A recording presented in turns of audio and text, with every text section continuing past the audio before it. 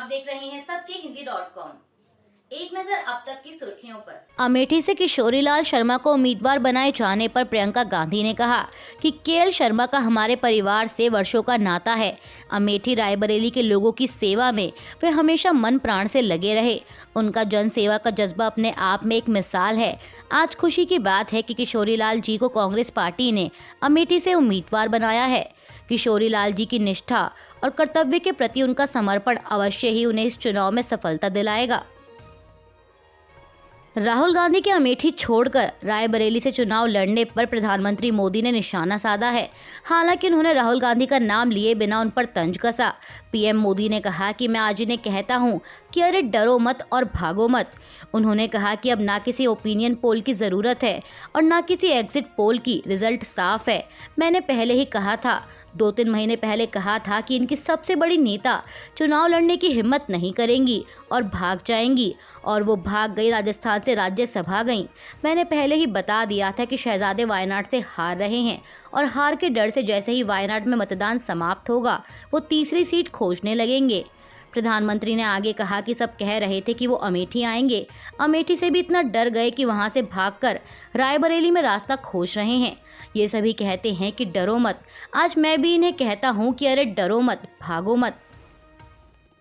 राहुल गांधी के अमेठी से चुनाव न लड़ने पर यहां से बीजेपी सांसद और उम्मीदवार स्मृति ईरानी ने कहा कि मेहमानों का स्वागत है, हम मेहमानों के स्वागत में कोई कसर नहीं रहने देंगे।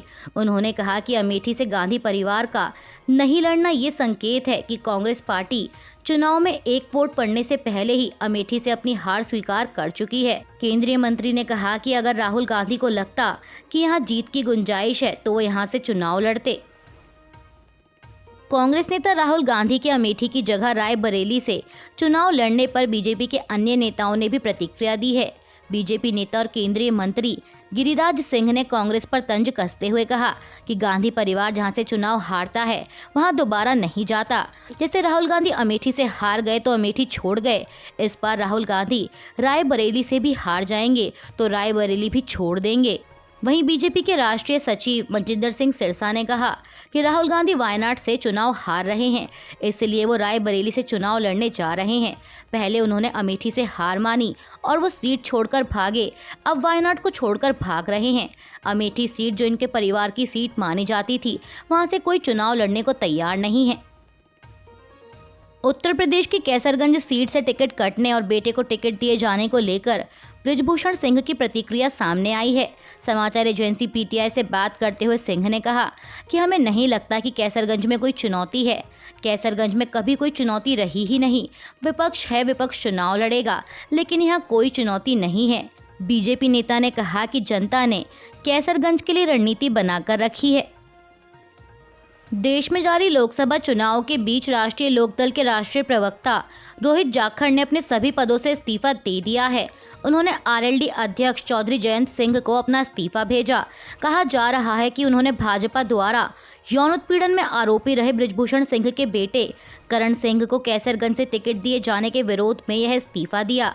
इस्तीफा देते वक्त रोहित ने बताया कि आरएलडी विभिन्न मुद्दों को लेकर लोगों को न्याय दिलाने के लिए संघर्ष कर रही है। जयंत चौधरी के फैसले के बावजूद भाजपा ने कहीं भी कोई संवेदनशीलता नहीं दिखाई। बेटियों की असीमता से समझौता का राजनीति संभव है और राजनीतिक पद पर रहकर इसका विरोध संभव नहीं, इसलिए सामाजिक स्तर पर इसका विरोध जारी रहेगा। कांग्रेस द्वारा अमेठी लोकसभा सीट से उम्मीदवार बनाए जाने पर किशोरीलाल शर्मा ने खुशी जाहिर की है। उन्होंने कहा कि मैं पार्टी के राष्ट्रीय अध्यक्ष मल्लिकार्जुन खड़गे, सोनिया गांधी, राहुल गांधी और प्रियंका गांधी का आभार जताता हूं कि उन्होंने मुझ जैसे छोटे कार्यकर्ता पर विश्वास जताया। केएल शर्मा ने आगे कहा कि अमेठी की जनता हमारे साथ है और हम जीत हासिल करेंगे। इसके साथ ही उन्होंने बीजेपी के उन आरोपों का भी जवाब दिया जिसमें कहा जा रहा है कि राहुल अमेठी से इसलिए चुनाव नहीं लड़ रहे क्योंकि वो डरे हुए हैं। इस पर केएल शर्मा ने जवाब देते हुए कहा कि राहुल गांधी मैदान से भागने वाले व्यक्ति नहीं हैं, वह पूरे देश के लिए लड़ रहे हैं। कांग्रेस से 6 साल के लिए निष्कासित किए गए आचार्य प्रमोद कृष्णम ने भी रायबरेली से राहुल गांधी की उम्मीदवारी पर निशाना साधा है। उन्होंने कहा कि मैंने पहले ही कहा था कि राहुल गांधी प्रियंका गांधी वाड्रा को चुनाव लड़ने नहीं देंगे। आचार्य ने कांग्रेस पार्टी पर आरोप लगाया कि प्रियंका गांधी के खिलाफ परिवार और पार्टी में बहुत बड़ी साजिश चल रही है। उन्होंने समाचार एजेंसी ANI से बात करते हुए कहा कि कांग्रेस नेता प्रियंका गांधी परिवार और पार्टी में एक साजिश का शिकार हैं। उत्तर प्रदेश की अमेठी और रायबरेली लोकसभा सीटों पर अब कांग्रेस प्रत्याशियों के नाम को लेकर जारी सस्पेंस खत्म हो गया है। दरअसल इन दोनों ही सीटों पर नामांकन दाखिल करने की आज अंतिम तारीख है। ऐसे में कांग्रेस ने अपने उम्मीदवारों की लिस्ट जारी कर दी है। लिस्ट के मुताबिक कांग्रेस नेता राहुल गांधी अमेठी की बजाय इस बार रायबरेली से चुनाव लड़ेंगे। वहीं अमेठी से पार्टी ने किशोरीलाल शर्मा को उम्मीदवार बनाया है। बता दें कि यह पहला मौका है जब राहुल गांधी रायबरेली लोकसभा सीट से चुनाव लड़ेंगे। इससे पहले वे 3 बार अमेठी से सांसद रह चुके हैं। हालांकि साल 2019 में उन्हें बीजेपी उम्मीदवार स्मृति ईरानी से हार का सामना करना पड़ा था।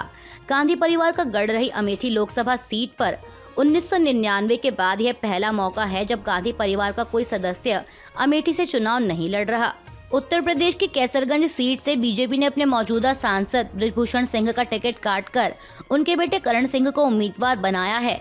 बता दें कि बृजभूषण सिंह देश की महिला पहलवानों के यौन शोषण के आरोपों का सामना कर रहे हैं। ऐसे में बीजेपी के इस कदम पर पहलवान साक्षी मलिक ने प्रतिक्रिया देते हुए कहा कि देश की बेटियां हार गईं, बृजभूषण जीत गया। उन्होंने एक्स पर लिखा कि बृजभूषण सिंह की गिरफ्तारी तो दूर की बात है, उनके बेटे को टिकट दिया गया है। बीजेपी ने आज उनके बेटे को टिकट देकर देश की करोड़ों बेटियों के हौसले को तोड़ दिया है। उन्होंने केंद्र की बीजेपी सरकार पर सवाल उठाते हुए कहा कि टिकट जाएगी तो एक ही परिवार में, क्या देश की सरकार एक आदमी के सामने इतनी कमजोर होती है। वहीं महिला पहलवान संगीता फोगाट ने भी भाजपा के इस फैसले पर अफसोस जताया है। उन्होंने एक्स पर लिखा कि मौन हूं, बस इस खबर को देखे जा रही हूं। बृजभूषण सिंह के बेटे करण सिंह को टिकट दिए जाने को लेकर विपक्षी पार्टियों के नेता भी भाजपा के इस कदम की आलोचना कर रहे हैं। इसी कड़ी में टीएमसी नेता महुआ मोइत्रा ने तीखी प्रतिक्रिया देते हुए कहा, तो अभिषेक बनर्जी, राहुल गांधी और अखिलेश यादव सभी वंशवादी हैं, लेकिन करण भूषण सिंह नहीं हैं। महुआ ने आगे पीएम मोदी पर तंज कसते हुए लिखा कि कृपया कोई ये चेक करेगा कि क्या नरेंद्र मोदी ने गलगोटिया से ग्रेजुएशन किया है। वहीं टीएमसी की एक अन्य नेता सागरिका घोष ने भी बीजेपी पर सवाल उठाते हुए कहा कि बीजेपी ने बृजभूषण सिंह के बेटे करण सिंह को कैसरगंज से टिकट दिया है। यह शर्मनाक और अपमानजनक है। उनके बेटे को टिकट देना प्रॉक्सी राजनीति के अलावा और कुछ नहीं है। इससे पता चलता है कि बीजेपी बृजभूषण सिंह द्वारा किए गए यौन हमले की निंदा करने को तैयार नहीं है। वे कहते हैं कि वो वंशवादी राजनीति के खिलाफ हैं, तो यह वंशवादी राजनीति नहीं तो और क्या है। देश में जारी लोकसभा चुनाव के बीच केंद्रीय गृह मंत्री अमित शाह ने एक बड़ा ऐलान किया है। कल गुरुवार को उन्होंने कहा है कि चुनाव के अंतिम चरण से पहले नागरिकता संशोधन अधिनियम यानी CAA के तहत पहली नागरिकता जारी की जाएगी। न्यूज़ 18 को दिए एक इंटरव्यू में अमित शाह ने कहा कि आवेदन आने शुरू हो गए हैं, नियमों के मुताबिक जांच हो रही है और मुझे लगता है कि चुनाव खत्म होने से पहले आखिरी चरण से पहले नागरिकता देने की प्रक्रिया शुरू हो जाएगी। लद्दाख की एकमात्र लोकसभा सीट पर कांग्रेस ने भी अपने उम्मीदवार के नाम का ऐलान कर दिया है। पार्टी ने लद्दाख लोकसभा सीट से सेरिंग नामग्याल को अपना उम्मीदवार बनाया है। वहीं बीजेपी ने अपने मौजूदा सांसद जामयांग सेरिंग नामग्याल का टिकट काटकर उनकी जगह नए चेहरे ताशी गयालसन को टिकट दिया है। बता दें कि भाजपा के मौजूदा सांसद जामयांग सेरिंग नामग्याल का टिकट काटे जाने के बाद सवाल उठ रहा है कि क्या वे निर्दलीय उम्मीदवार के रूप में चुनाव लड़ेंगे, और अगर वह निर्दलीय तौर पर मैदान में उतरते हैं तो मुकाबला त्रिकोणीय बन जाएगा। सेक्स स्कैंडल में फंसे जेडीएस सांसद प्रज्वल रेवन्ना फिलहाल जर्मनी में हैं और उनकी जर्मनी यात्रा को लेकर लगातार केंद्र की मोदी सरकार पर सवाल उठ रहे हैं। अब ऐसे में भारतीय विदेश मंत्रालय ने मामले पर सफाई दी। विदेश मंत्रालय के प्रवक्ता रणधीर जायसवाल ने कहा कि यात्रा के लिए प्रज्वल रेवन्ना को किसी तरह के पॉलिटिकल क्लियरेंस यानी राजनीतिक मंजूरी की जरूरत नहीं थी और न ही ऐसे क्लियरेंस विदेश मंत्रालय से मांगी गई थी। डिप्लोमेटिक पासपोर्ट रखने वाले लोगों को वीजा की जरूरत नहीं पड़ती है। विदेश मंत्रालय ने ये माना कि प्रज्वल रेवन्ना ने डिप्लोमेटिक पासपोर्ट पर यात्रा की थी। रणधीर जायसवाल ने आगे कहा कि जहां तक डिप्लोमेटिक पासपोर्ट को रद्द करने की बात है, वो किसी भी मामले में पासपोर्ट एक्ट के तहत होता है और पासपोर्ट एक्ट के प्रावधानों के तहत इस सिलसिले में कोर्ट से निर्देश आना चाहिए। हमारे पास इस प्रकार का कोई निर्देश नहीं आया है। अभी के लिए बस इतना ही। बाकी की खबरों के लिए बने रहिए सबके हिंदी.com के साथ।